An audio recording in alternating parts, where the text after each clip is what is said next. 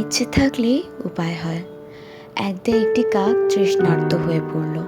পানির খোঁজে সে এক স্থান থেকে অন্য স্থানে উঠতে থাকলো, কিন্তু দুর্ভাগ্যবশত সে পানি পেল না।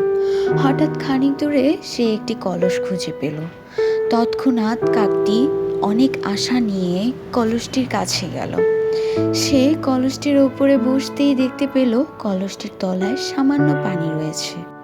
এটি ঠোঁটটিকে কলসের ভিতরে ঢুকানোর চেষ্টা করলো, কিন্তু কোনোভাবেই এই ঠোঁট পানির নাগাল পেল না। কিন্তু এটি হাল ছেড়ে দেয়নি। এটি কলসটিকে উল্টাতে অনেক চেষ্টা করে, কিন্তু তাতেও সে ব্যর্থ হলো। হঠাৎ সে কলসি থেকে একটু দূরে কিছু পাথর দেখতে পেল। সে পাথরগুলোকে কাজে লাগাতে একটি পরিকল্পনা করলো।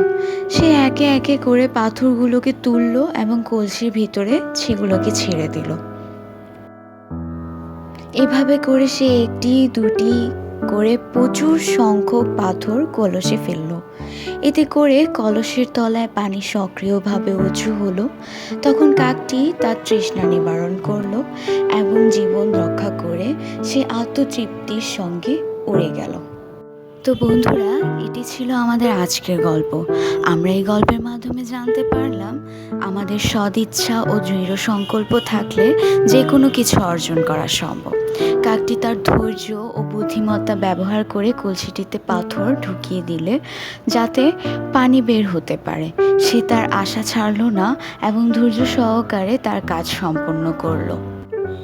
তাই আমাদের উচিত কঠিন পরিস্থিতিতে ধৈর্য সহকারে কাজ করা এবং দৃঢ় সংকল্পবদ্ধ হওয়া। Thanks for watching.